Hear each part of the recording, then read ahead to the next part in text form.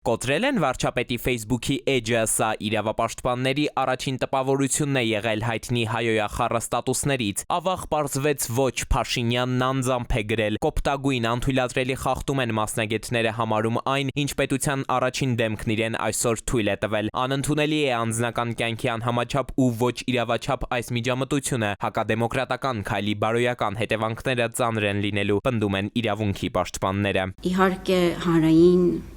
քննարկումների մակարդակի նման նշաձողի նման իջեցումը շատ խորը հետևանքներ է ունենում եւ դա մենք տեսնում ենք ոչ միայն վիրավորական խոսքի նորմալացում, ոչ միայն ընդդիմախոսներին լրացնելու գործիքակազմին նշաձողի նման իջեցում, այլ նաև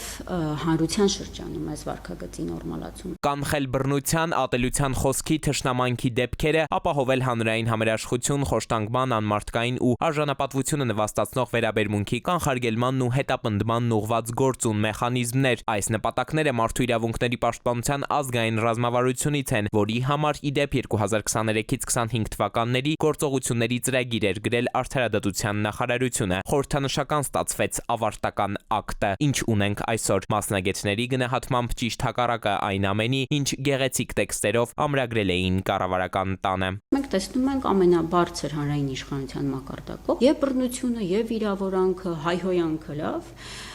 եւ ատելության քարոզը, ատելության խոսքը